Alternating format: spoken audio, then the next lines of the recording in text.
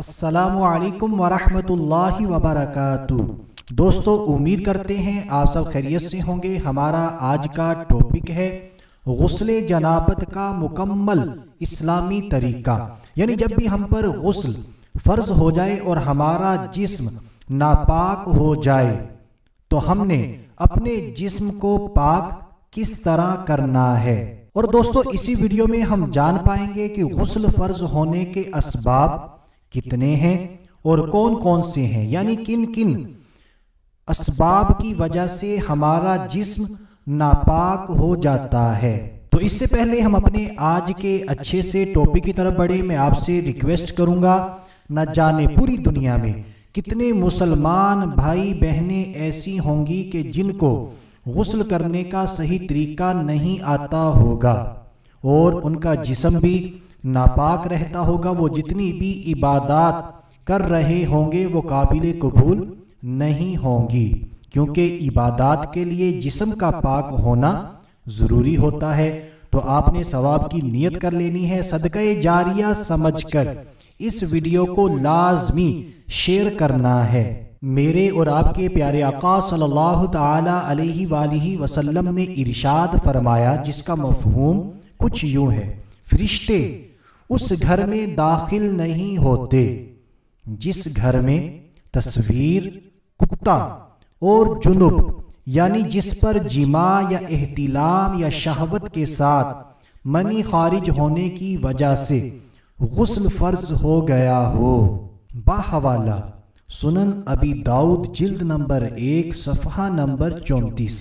تو دوستو، غسل کا مکمل طریقہ سننے سے پہلے غسل فرض ہونے کے جو 5 اسباب ہیں ان کو سن لیتے ہیں۔ جی ہاں، 5 اسباب ایسے ہیں جن کی وجہ سے ہم پر نہانا ضروری ہو جاتا ہے۔ نمبر 1، منی کا اپنی جگہ سے شہوت کے ساتھ جدا ہو کر عضو سے نکلنا، اس کی وجہ سے غسل فرض ہو جاتا ہے۔ نمبر 2، احتلام، یعنی سوتے میں منی کا نکل جانا۔ نمبر 3، شرمگاہ میں حشفہ سپاری داخل ہو جانا، خواہ شہوت ہو یا نہ ہو، انزال ہو یا نہ ہو، یعنی اس وقت شہوت پائی گئی ہو، یعنی جب مرد و عورت میاں بیوی جب جماع کرتے ہیں، اب جب مرد نے اپنی شرمگاہ عورت کی شرمگاہ میں داخل کی، اب چاہے شہوت تھی یا نہیں تھی، اور اسی طرح انزال ہوا یا نہیں، تو اس صورت میں دونوں پر غسل فرض ہو جائے گا۔ نمبر 4، عورت کا حیض سے فارغ ہونا۔ نمبر 5، عورت کا نفاس، یعنی بچہ جننے پر جو خون آتا ہے اس سے فارغ ہونا۔ جی ہاں دوستو، یہی ہیں وہ 5 صورتیں جن کی وجہ سے غسل فرض ہوتا ہے۔ تو آئیے اب بلا تاخیر غسل کا مکمل طریقہ سن لیتے ہیں۔ بغیر زبان ہلائے دل میں اس طرح نیت آپ نے کرنی ہے کہ میں پاکی حاصل کرنے کے لیے غسل کرتا ہوں۔ جب آپ یہ نیت کر لیں، پھر آپ نے سب سے پہلے اپنے دونوں ہاتھوں کو پونچھوں تک 3 بار دھونا ہے۔ تو یہاں پر میں آپ کو بتاتا چلوں، ہو سکتا ہے بعض دوست احباب کو یہ پتہ نہ ہو پونچھوں تک کسے کہتے ہیں، تو اس کو آپ آسان زبان میں کچھ اس طرح سمجھ لیجئے، یہ جو ہماری کلائی ہوتی ہے، یہاں پر ہمارا ہاتھ ختم ہوتا ہے اور ایک ہڈی اوپر اٹھی ہوتی ہے، کلائی، تو آپ نے اپنے دونوں ہاتھوں کو یہاں تک 3 بار دھو لینا ہے۔ اس کے بعد آپ نے استنجے کی جگہ کو دھونا ہے۔ اب استنجے والی جگہ پر نجاست ہو یا نہ ہو، اس کے بعد پھر آپ نے دیکھنا ہے کہ آپ کے جسم پر اگر کہیں بھی نجاست وغیرہ لگی ہوئی ہے، آپ نے اس کو دور کر دینا ہے دھونے کے ذریعے۔ جب یہ چیزیں آپ کر لیتے ہیں، پھر آپ نے جس طرح ہم نماز کے لیے وضو کرتے ہیں اسی طرح مکمل وضو کرنا ہے۔ وضو کرنے کے بعد اب اگر سردیاں ہیں تو پھر آپ نے بدن پر تیل کی طرح پانی کو چپڑ لینا ہے، یعنی آپ نے اپنے پورے جسم پر जिस तरह हम तेल की मालिश करते हैं इसी तरह पानी को अच्छे तरीके से चुपड़ना है। यानी मालिश आप इसको ऐसे समझ लें कि हमने पानी के ज़रिए अपने जिस्म की मालिश करनी है अच्छे तरीके से, और इस दौरान आप साबुन वगैरह भी अपने जिस्म पर लगा सकते हैं, क्योंकि ये सुन्नत मुबारक है सर्दियों में बदन पर तेल की तरह पानी चुपड़ना। अगर आप ये नहीं चुपड़ते तो इसमें कोई हरज नहीं है। और अगर गर्मियां हैं फिर तो आप इस तरह पानी ना चुपड़िएगा, क्योंकि ये पानी का इसराफ होगा। सिर्फ ये सर्दियों के लिए सुन्नत मुबारक है। फिर आपने 3 बार सीधे कंधे पर पानी बहाना है। जब आप 3 बार सीधे कंधे पर पानी बहा लेते हैं फिर आपने 3 बार उल्टे कंधे पर पानी बहाना है। अब कंधे का मतलब ये है कि जब आप सीधे कंधे पर पानी डालें तो सीधे कंधे के नीचे जितना भी जिस्म है उस पूरे जिस्म पर भी वो पानी पहुंच जाए। इसी तरह उल्टे कंधे पर भी आपने इसी तरह पानी डालना है कि नीचे वाला जितना भी जिस्म है उस पर भी पानी बह जाए। फिर आपने सर पर और तमाम बदन पर 3 बार पानी बहाना है। जब आप अपने जिस्म पर 3 बार पानी बहा लेते हैं अब आपने गुस्ल की जगह से अलग हो जाना है।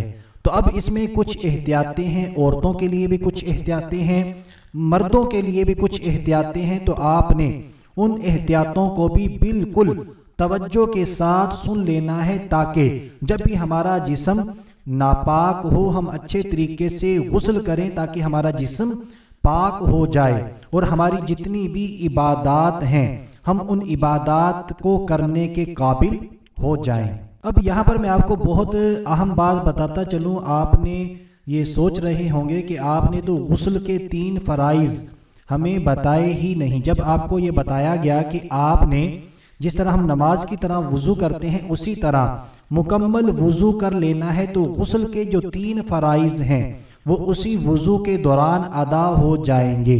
तो उन 3 फराइज को भी सुन लेते हैं। नंबर 1 कुल्ली करना, नंबर 2 नाक में पानी चढ़ाना, नाक में पानी डालना नहीं है बल्कि चढ़ाना है, नंबर 3 तमाम ज़ाहिरे बदन पर पानी बहाना। तो अगर आपको याद हो जो तरीका हमने आपको बताया है उसमें गुस्ल के ये 3 फराइज भी अदा हो चुके हैं।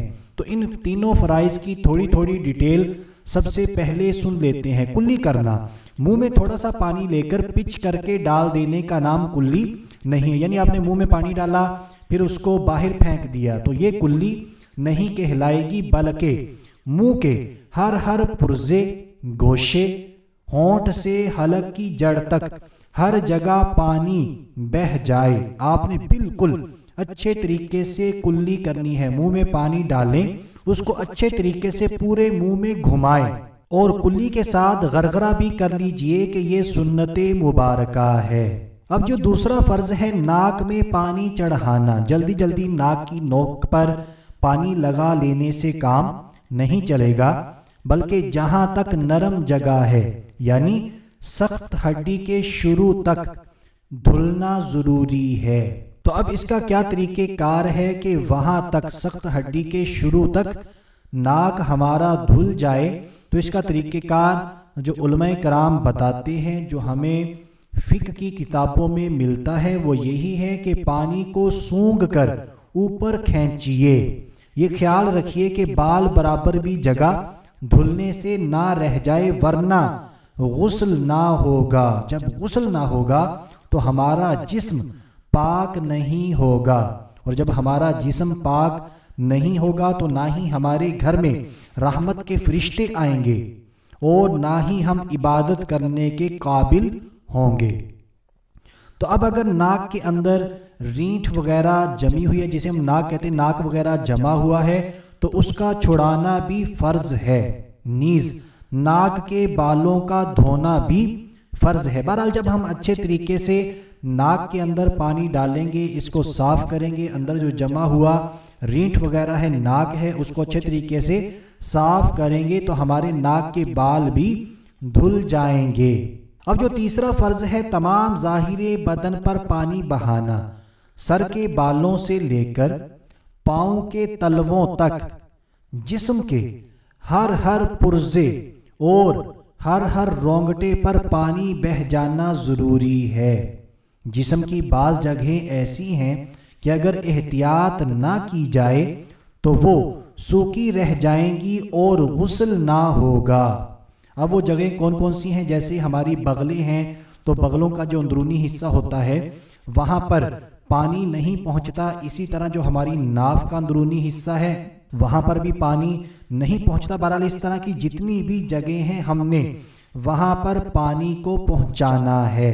तो दोस्तों हमारी वीडियो तवील तो होती जा रही है, लेकिन अगर हम बिल्कुल तवज्जो के साथ इस वीडियो को देख लेते हैं इंशाअल्लाह अज़्ज़ा व जल्ला ये जो गुस्ल के हवाले से जितने भी मसाइल हैं वो तमाम क्लियर हो जाएंगे। अगर फिर भी कोई डाउट रह जाए इस वीडियो को देखने के बाद तो वीडियो के नीचे कमेंट बॉक्स मौजूद है, आप हमसे वहां पर सवाल करें। हम इंशाअल्लाह अज़्ज़ा व जल्ला आपके तमाम सवालात के जवाबात देने की पूरी कोशिश करेंगे। और हमारी आज की वीडियो, आज का टॉपिक अगर अच्छा है तो हमारी वीडियो को लाजमी लाइक करें, शेयर करें और कमेंट करें। अब मर्द और औरत के लिए गुस्ल की 21 एहतियातें हैं, इनको भी बिल्कुल तवज्जो के साथ सुन लीजिए। नंबर 1, अगर मर्द के सर के बाल गुंदे हुए हों तो इन्हें खोल कर जड़ से नोक तक पानी बहाना फर्ज है। और नंबर 2, औरत पर सिर्फ जड़, बालों की जो जड़ है वो तर कर लेना जरूरी है, खोलना जरूरी नहीं है। हाँ, अगर औरत के जो बालों की चोटी इतनी सख्त गुंदी हुई है कि बेखोले जड़ें तर ना होंगी तो अब उन बालों को खोलना जरूरी है ताकि जड़ें तर हो जाएं।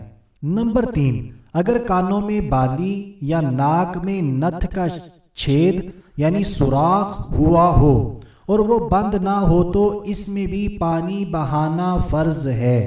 यानी ये जो औरतें कानों में बालियां वगैरह पहनती हैं या नाक में जो सुराख करवाती हैं कोका वगैरह पहनने के लिए, नथ वगैरह पहनने के लिए, अब वो सुराख बंद नहीं हुआ तो इस सुराख में भी पानी बहाना फर्ज हो गया। अगर वो सुराख बंद है तो अब इसमें पानी बहाने की जरूरत नहीं है। औरतें यहाँ पर ये भी सुन लें कि वुजू में सिर्फ नाक के नथ के छेद में और गुस्ल में अगर कान और नाक दोनों में छेद हों तो दोनों में पानी बहाएं। नंबर 4, भंवों, मूंछों और दाढ़ी के हर बाल का जड़ से नोक तक और उनके नीचे की खाल का धोना भी जरूरी है। नंबर 5, कान का हर पुर्जा और उसके सुराख का मुंह भी धोएं। नंबर 6, कानों के पीछे के बाल हटाकर पानी बहाएं। नंबर 7, ठोड़ी और गले का जोड़ के मुंह उठाए बगैर ना धुलेगा, वहां पर भी आपने उसको धो लेना है। नंबर 8, हाथों को अच्छी तरह उठाकर बगलें धोएं। नंबर 9, बाजू का हर पहलू धोएं। नंबर 10, पीठ का यानी जो हमारी पीठ होती है, पीठ का हर जर्रा धोएं। पेट की बल्टें उठाकर धोएं, यानी जो पेट पर बल वगैरह पड़े होते हैं, चर्बी ज्यादा होती है तो आपने इनको भी अच्छे तरीके से धो लेना है। नंबर 12, नाफ में भी पानी डालें। अगर पानी बहने में शक हो तो नाफ में उंगली डालकर धोएं। नंबर 13, जिस्म का हर रोंगटा जड़ से नोक तक धोएं। नंबर 14, रान और पेड़ों, नाफ से नीचे के हिस्से का जो जोड़ होता है उसको भी धोएं। नंबर 15, जब बैठकर नहाएं तो रान और पिंडली के जोड़ पर भी पानी बहाना याद रखें। जब आप बैठे होंगे तो इन जगहों पर पानी नहीं पहुंचता। नंबर 16, दोनों सुरीन के मिलने की जगह का खास ख्याल रखें जब खुसूसन खड़े होकर नहाएं, क्योंकि जब खड़े होकर नहाते हैं जहां पर दोनों सुरीन आपस में मिलती हैं तो जब मिल जाएंगी वहां पर पानी نہیں بہے گا تو آپ نے وہاں پر بھی پانی کو پہنچانا ہے۔ نمبر 17 رانوں کی گولائی، اور نمبر 18 پنڈلیوں کی کروٹوں پر پانی بہائیں۔ نمبر 19 ذکر اور انثیین یعنی فوتوں کی نچلی سطح جوڑ تک، اور نمبر 20 انثیین یعنی فوتوں کے نیچے کی جگہ جڑ تک دھوئیں، یعنی جو مرد کی خاص جگہ ہوتی ہیں عضو تناسل اور اس کے نیچے جو جگہ ہوتی ہے، ان چیزوں کو بھی آپ نے بالکل احتیاط کے ساتھ دھو لینا ہے۔ نمبر 21 جس کا ختنہ نہ ہوا وہ اگر کھال چڑھ سکتی ہو تو چڑھا کر دھوئے اور خال کے اندر پانی چڑھائے۔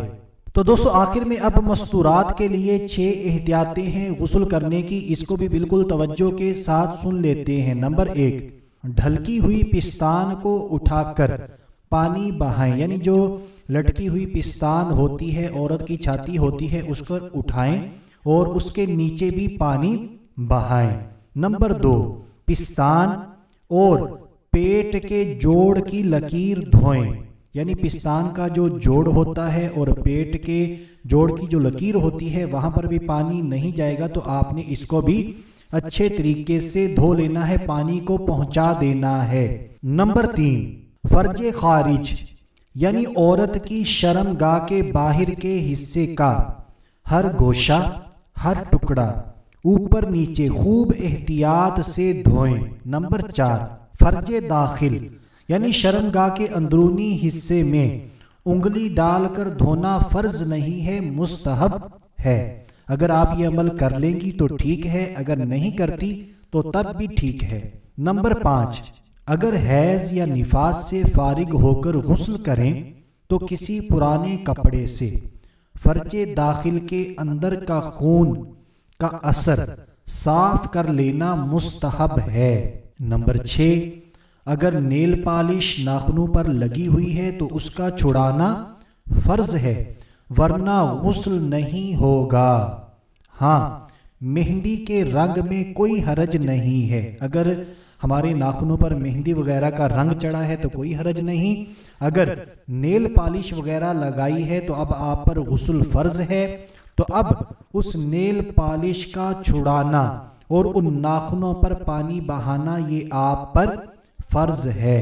تو دوستو امید کرتے ہیں کہ غسل کے حوالے سے ہمارے کئی اشکالات دور ہو چکے ہوں گے اور کئی چیزیں ہمیں سمجھ آ چکی ہوں گی۔ نالج پاور کی ٹیم نے پوری کوشش کی کہ زیادہ سے زیادہ چیزیں آپ تک پہنچا دی جائیں۔ آج تک آپ نے یوٹیوب پر ایسی تفصیلی ویڈیو نہیں دیکھی ہوگی۔ اگر آپ کو ہماری آج کی ویڈیو واقعی اچھی لگی ہے تو ہماری ویڈیو کو لازمی لائک کریں، شیئر کریں اور کمنٹ کریں۔ ابھی کے لیے اتنا ہی، اگلی ویڈیو تک کے لیے اجازت چاہتے ہیں۔ اپنا خیال رکھیے گا، ہنستے مسکراتے رہیے گا۔ اللہ حافظ۔